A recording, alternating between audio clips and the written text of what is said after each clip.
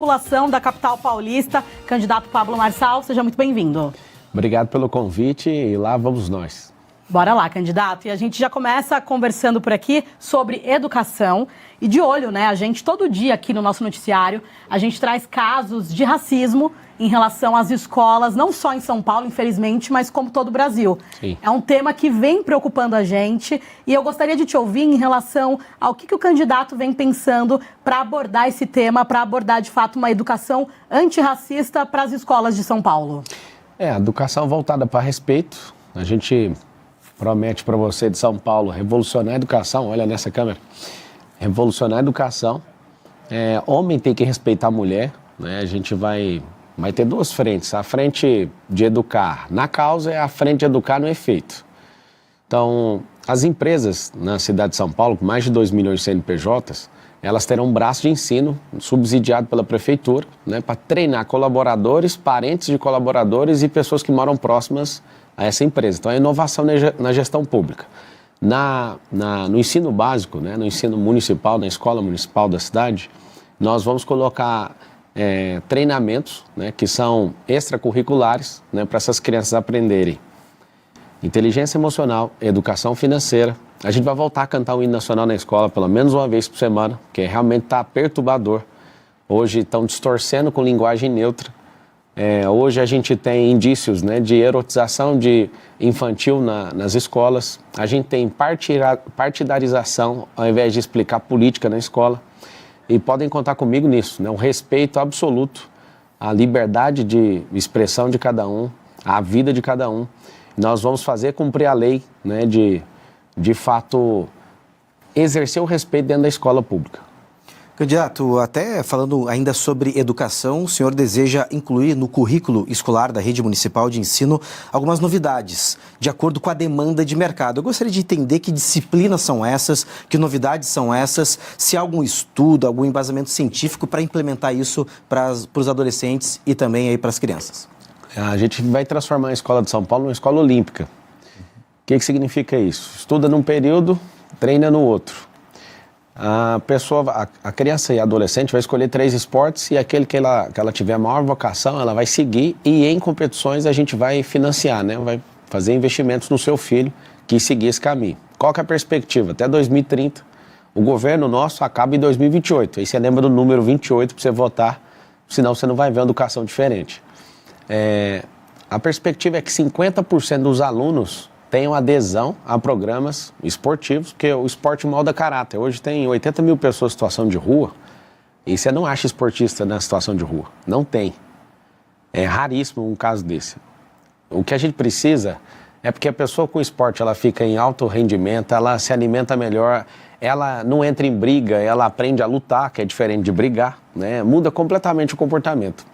O que vai mudar também são as tecnologias, ensinar tecnologia, porque tem uma previsão de nos próximos 15, 20 anos, 300 profissões tradicionais deixarem de existir e a gente tem que treinar as pessoas na nossa cidade para que elas não fiquem sem emprego no futuro. Sobre educação financeira, na Europa, mais de 70% dos europeus investem. Nos Estados Unidos, mais de 50%. No Brasil, vergonhosamente, 2,8%, ou seja, não temos 3% da população investindo. Aí você fala, mas o que é isso? De fato, a maior proposta do nosso governo é mudança de mentalidade. E você imagina, ensinando o seu filho a ter o próprio negócio. Mas ele não quer, não tem problema, mas ele pelo menos sabe. Ensinando o seu filho a investir. Não, ele não quer, mas pelo menos ele sabe. Hoje o ensino público, a gente gasta 25 bilhões de reais na cidade e a maioria das crianças chegam no final ali, já não são mais crianças, mas no final da adolescência, quando terminam a carreira escolar, eles não sabem, 90%, não sabem fazer matemática básica. A gente tem um problema muito grave. Aqui no meu gesso, que eu estou recuperando o dedo aqui pela cadeirada que o Datena deu, tem um garoto lá do Morro Doce, ele foi escrever Morro Doce, ele tem 11 anos, e ele não soube escrever Morro Doce. Isso partiu meu coração. Eu estava ontem em Perus, aí o Isaac escreveu aqui, aí o Rian, eu falei para ele, escreve aqui Morro Doce. Ele escreveu MOURRO. Isso porque eu ditei depois do U. Ele foi escrever, ficou sem graça, e eu falei, poxa, mano, um garoto de 11 anos de idade não está conseguindo escrever. Mas, candidato, nessa sua proposta não deveria ter bem um programa de capacitação para os professores? Claro. Como é que um professor de matemática também vai ensinar educação financeira? Como é que vocês vão transportar isso para dentro do ambiente escolar? Então, no começo, a gente tem 2 milhões de empreendedores. Nós vamos trazer um trabalho voluntário desses empreendedores para eles ensinarem. Não tem como cobrar empreendedorismo se não está na grade, né? Muito bem a pergunta, muito boa. Então, naquilo que eles ainda não têm na grade deles, a gente vai fazer essa reciclagem, eles vão participar disso junto, nós vamos trazer gente para ensinar na rede pública. Eu tenho rede de escola privada, eu tenho uma vontade de fazer, eu faço isso nas escolas, né, de mandar executivos, de ir lá explicar sobre esses assuntos que são extra. Eu quero, tem alguns governantes nos Estados Unidos que fazem isso também, visitam bastante a escola. A escola é o lugar onde a gente está treinando o cidadão para o futuro. E, candidato, agora falando de um outro tema também, que a gente infelizmente traz todos os dias no nosso noticiário, que é em relação aos casos de feminicídio. Infelizmente, na capital paulista, nós tivemos um salto de casos de mais de 40%, e até juízas, especialistas no assunto, falando que também isso se deve por conta do enfraquecimento de políticas públicas em relação à violência contra a mulher, em relação ao combate dessas práticas. Na sua gestão, qual vai ser a estratégia a ser usada para combater de fato o feminicídio, para que as mulheres se sintam cada vez mais seguras? É uma inovação de novo na gestão pública, a gente implementar um aplicativo, né? Quando uma mulher se sentir ameaçada, ela cadastra ali, além de cadastrar o boletim de ocorrência, cadastrar ali e, claro, né, tem que fechar essa parceria com o governo do estado para que essa pessoa, né, ela seja incluída nesse aplicativo. Chegou perto, né, com distância próxima à mulher, porque a gente descobriu que 70% dos casos, mesmo depois de registrado, a mulher ainda sofre ameaça ou sofre qualquer tipo de violência e acaba morrendo. Mesmo com medida protetiva, Sim, né? É por isso que tem que usar a tecnologia, porque a gente não vai, como Estado, como Prefeitura, Governo ou União, a gente não vai conseguir repelir a pessoa, mas a tecnologia vai. Então a gente vai implementar isso. Uma segunda coisa que não tem na gestão pública, eu nunca vi, tá? Nós vamos fazer um treinamento com todos os homens da cidade. Eu, na minha vida privada, gosto muito disso, de ensinar homens a respeitar suas mulheres, suas esposas, suas filhas. Inclusive, no meu Instagram tem um vídeo que a minha equipe resgatou de uma pescaria, está lá postado agora, eu tratando sobre isso, né? O Instagram é Pablo Marcal por SP, é meu Instagram reserva. Se você puder entrar, você vai assistir um vídeo onde eu falo disso, né? Da forma que os homens devem tratar as mulheres, tanto suas mães, como sua esposa, sua irmã, sua filha, ou seja, nós precisamos de ter esse respeito, e nós vamos, inclusive, tratar desse respeito, porque isso aí é falta de civilidade. Um homem que não respeita a mulher, ele não foi treinado para ser um cidadão. E, lamentavelmente, a gente vê o crescer desse tipo de crime, porque o homem realmente não aprendeu a respeitar, e nós vamos ensinar, nós vamos reciclar a mentalidade desses homens nessa cidade. Candidato, falando também sobre segurança pública, gostaria que o senhor falasse um pouquinho sobre toda a complexidade que envolve a região da Cracolândia. Tem ali no meio usuários que precisam de acolhimento, há traficantes, onde o crime precisa ser combatido. Gostaria de saber se o senhor tem algum plano aí para, de fato, acolher quem precisa, para combater o crime, e o que fazer, de fato, com essa região que cada vez está se pulverizando em outras regiões aqui da capital. Sim, para você que está assistindo, a Secretaria de Assistência para esses assuntos tem 2,6 bilhões de destinação em reais todo ano, e 1 bilhão é exclusivamente dedicado para tirar essas pessoas da situação de rua. O que está acontecendo? Cresceu 23% em relação a dezembro do ano passado. Hoje, dados oficiais, tem mais de 80 mil pessoas em situação de rua, né? Parece a Zumbilândia aqui. O que eles fizeram para amenizar? Saíram esparramando a Cracolândia. E um dos maiores problemas que tem na Cracolândia hoje é o álcool, é a Alcolândia. Tem abrigos, tem vagas nos abrigos, mas não tem disposição política. Aí eu quero saber qual que é o interesse, né, de alguém que não quer resolver o problema. Porque primeiro a situação é de rua, depois é de abrigo e depois é de emprego. Tem uma lei aqui em São Paulo que fala sobre destinar 30% da merenda escolar vindo de agricultura familiar. E hoje não é cumprido nem 5%. Qual que é a lógica? Os empregos que as pessoas conseguem entrar rapidamente sem qualificação ou com rápida qualificação é de bares e restaurantes, porque o maior empregador de pessoas que saíram da situação de rua são bares e restaurantes e agricultura familiar. Da gente, de fato, levar essas pessoas. E o que é o empecilho?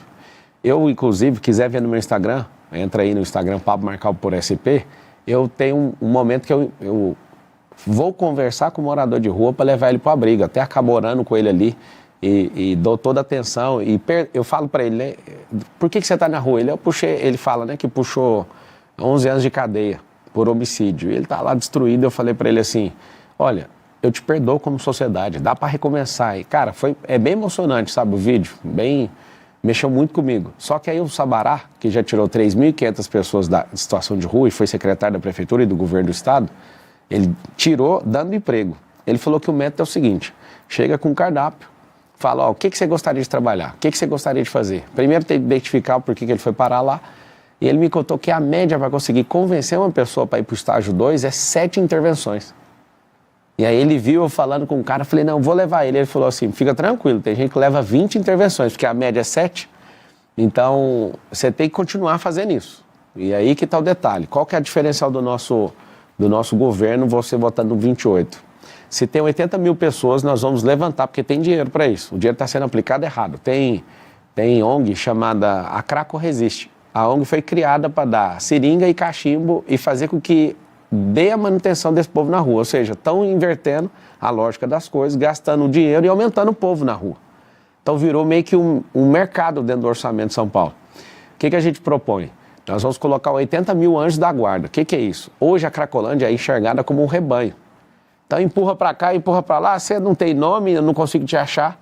Agora com o anjo da guarda a pessoa vai ficar, né, por um período de 90 dias com essa pessoa e depois vai trocar esse anjo, mas vai ter personalização.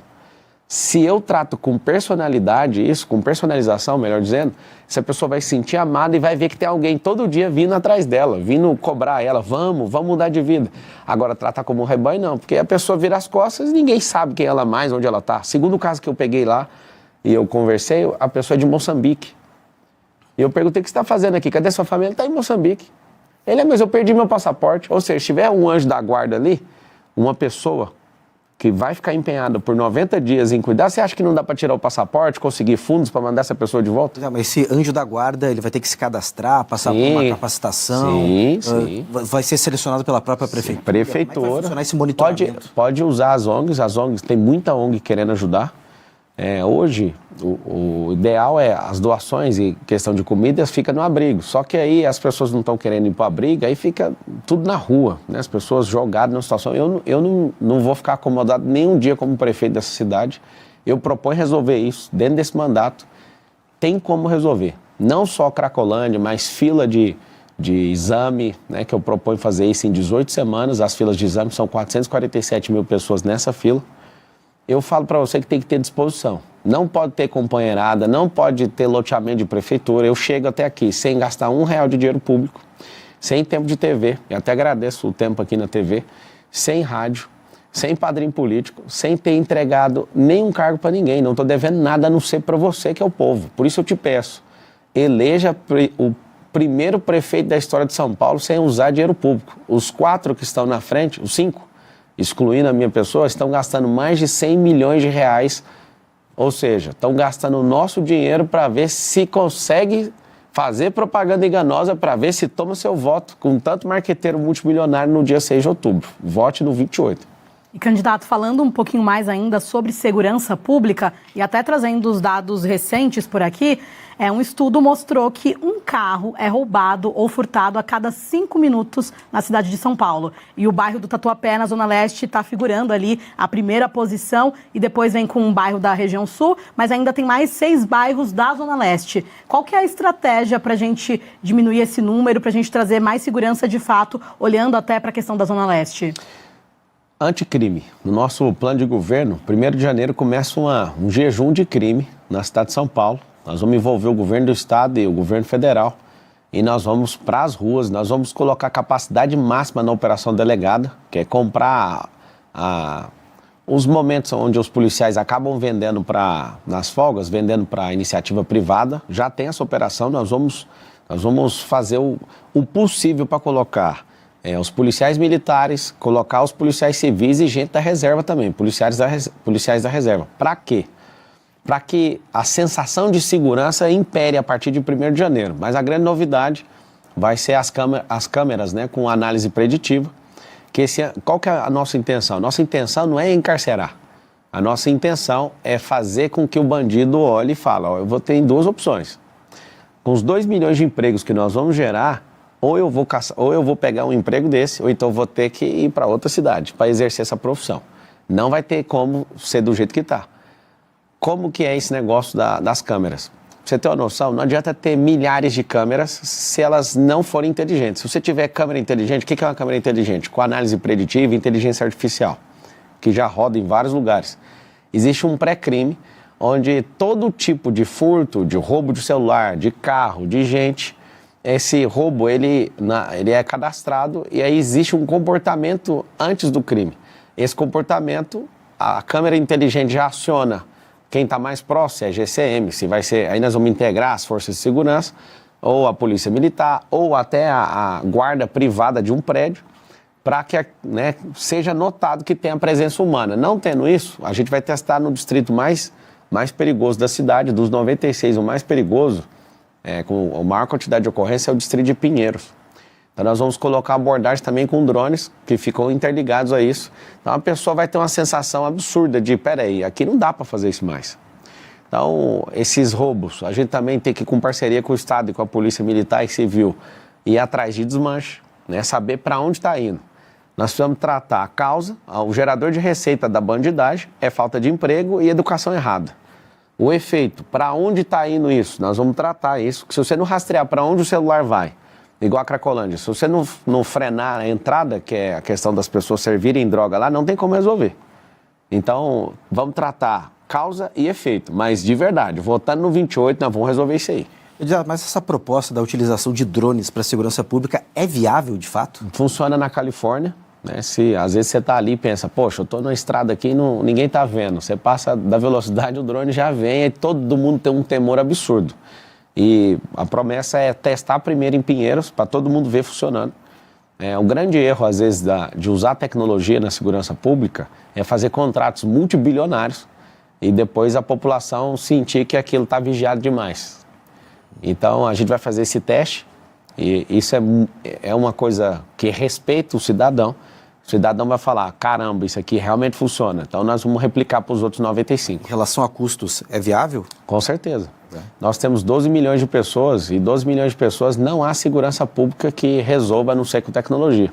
Lá em Londres, para você ter uma noção, tem milhares de câmeras e tem problema do mesmo jeito que em São Paulo, só que não é câmera inteligente. São Paulo tem menos de 20 mil, só que não é, pequena parte tem inteligência nessas câmeras, a maior parte não tem, ou seja, não resolve o problema de segurança pública. Saber que está sendo filmado para usar num processo com a sensação de impunidade que existe aqui no Brasil hoje, a pessoa fala, não estou nem aí, mesmo sendo filmado, e vai lá e faz.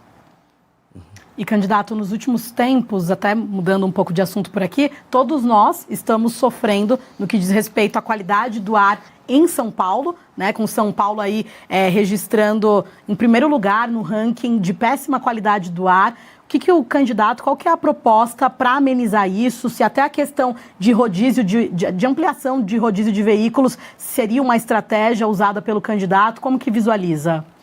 A cidade precisa ter uma cultura de plantar árvores, nesses 1.460 dias com a ajuda do povo, da iniciativa privada, a gente quer plantar 3 milhões de árvores na cidade.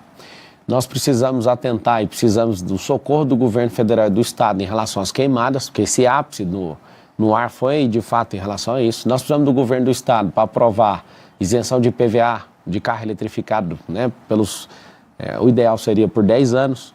Por que eu falo isso? Porque a gente tem uma frota de carro, de 7 milhões de carros, que não são eletrificados. Os ônibus, quase 5% dos ônibus são eletrificados, são 12 mil. A gente precisa de combustível verde na cidade. Então, todos os dias, é assustador, O ar, o esgoto a céu aberto, gente na rua, xixi, fezes. Então, para a gente trabalhar isso, uma das soluções mais inteligentes, que é essa descentralização do emprego, nessa capilarização, nós vamos criar um circuito empresarial de 120 quilômetros. Para você ter uma ideia aí, para você situar, hoje a cidade de São Paulo, em volta dela, tem um rodoanel. São 177 quilômetros. É como você diminuir 50 quilômetros dessa circunferência, vai ter uma faixa dentro das periferias, toda a região periférica de São Paulo vai ter empregos e nós vamos trazer benefícios fiscais para as empresas que, de fato, tiverem mais de 80% dos seus funcionários do próprio bairro. Ou seja, só de ter esses 2 milhões de novos empregos, a gente já vai diminuir o fluxo na cidade. Os bolsões de estacionamento nas 10 entradas de rodovia, Castelo Branco, na Dutra, na Fernão Dias, na Bandeirantes, na Anguera, serão estacionamentos porque hoje entram 500 mil carros. E a maioria desses carros não são utilitários, entra 1 ou 2 pessoas no máximo. Essas pessoas vão parar nesses bolsões e dali vai sair transporte tanto por ônibus como por teleférico, num segundo momento, para que integre a rede de transporte. Isso vai ficar mais barato para a pessoa, menos estressante e vai melhorar a mobilidade. Vamos colocar faixa de via expressa controlada por tecnologia, que vai poder ir um pouco mais rápido à esquerda de quem tiver 2 ou mais pessoas dentro do carro, tem que ter, igual funciona muito bem na França e na Europa. Nós vamos colocar a questão que já funciona nos Estados Unidos, que é o giro de quadra com o sinal vermelho. Vamos ter que passar uma educação e uma conscientização em relação a isso, porque não ensinou na escola. O povo americano respeita muito o pare aqui. A gente nem sabe que tem pare na rua. Até desculpa te interromper, que a gente está com o tempo bem apertado. A sabatina acabou correndo bastante rápida, mas vou pegando um gancho na sua resposta para te perguntar sobre aquele projeto que o senhor chegou a falar sobre a construção de teleféricos nas periferias para melhorar a mobilidade urbana, né? Principalmente para quem mora nas extremidades da capital. Esse projeto ainda está de pé? Como é que o senhor vai viabilizar? Se há algum estudo ambiental, geográfico, de infraestrutura para que consiga aplicar esses 4 anos de governo? Sim, tem em Orlando, tem em Barcelona, tem em Medellín, tem em Bogotá, tem aqui no Brasil já tem em Balneário Camboriú. O do alemão não está funcionando lá por questão de gestão, ou seja, dependendo do terreno dá para usar. Os governantes não gostam desse tipo de transporte porque ele não tem placa para levar multa, né? Mas ele não para nas esquinas, ele é o transporte mais seguro do mundo. A gente que tem o trânsito mais violento do país, espere o transporte mais seguro do mundo, que é elevador na horizontal. Ele vai de 18 a 22 km por hora e vai numa constância. E esse projeto é para as periferias, que elas não têm investimento do Estado. Inclusive no meu Instagram eu postei agora há pouco, mostrando como que vai funcionar isso. Você pode entrar em Pablo Marcal por SP no Instagram. Depois eu vou abrir uma caixa de perguntas aqui e já vou responder para você, que está acompanhando. E é 100% viável, vai ser parceria público-privada. E a intenção é que as pessoas que moram nesse lugar não paguem. E a gente quer transformar as comunidades, aí está no nosso plano de governo, Comunidade Forte, a gente quer transformar essa comunidade num centro de empreendedorismo, num centro olímpico, gastronômico, hoteleiro, e fazer com que a cultura de cada uma dessas quebradas sejam de fato divulgadas para que as pessoas usem. Todo mundo vai querer usar e todo mundo vai querer entrar nas comunidades para abençoar vocês. Beleza, candidato. A gente está chegando aqui na etapa final, a gente tem mais um minutinho para suas considerações finais. Obrigado à Band News, pela nobreza, uma sabatina de alto nível, de verdade mesmo. Eu tenho sido muito atacado por parte da imprensa e eu fico assim indignado do que eu fiz para ser tratado assim. Hoje eu fiquei entusiasmado de ser entrevistado por vocês, de verdade. Obrigado pelo respeito. Eu peço para você, se você quer viver do jeito que está, você já sabe, já tem um vereador aí no comando. Se você quiser fazer o caos nessa cidade, você já sabe em quem você tem que votar. Você quer diferença, você não precisa gostar de mim. Mas eu sou o único que carrega essa cidade para o futuro. Eu tenho certeza e o único que pode fazer você prosperar. Então eu peço para você, e deixo bem claro, eu não vou te decepcionar. Eu sou um servo dessa cidade e eu quero levar São Paulo de volta para o futuro e fazer a mentalidade do nosso povo mudar a ponto de, até 2050, a nossa nação ser a mais próspera da Terra. E São Paulo conseguindo, nesses próximos 4 anos, o Brasil inteiro vai copiar. Volta no 28 e faz o e-mail. Obrigado. Obrigada, candidato. A gente ainda tem mais 30 segundinhos para ser justo, com o tempo que a gente também já compartilhou com outros candidatos por aqui. E bem rapidinho, alguma mudança na estratégia agora, reta final de eleição? Na verdade, é ir para a rua, ver o povo. Eu estou transtornado de ver o tanto de gente fazendo M. Eu quero falar para você, não tenha vergonha. Nós vamos vencer no primeiro turno. Eu peço para você colocar seu coração empenhado nisso. É nós contra eles. É só a gente, Deus e o povo, e nós vamos vencer. Deus abençoe vocês. Obrigada, então. Nós recebemos aqui o candidato à Prefeitura de São Paulo, PRTB, o candidato Pablo Marçal. Muito obrigada pela sua participação. A gente vai para um rápido intervalo e daqui a pouquinho a gente está de volta.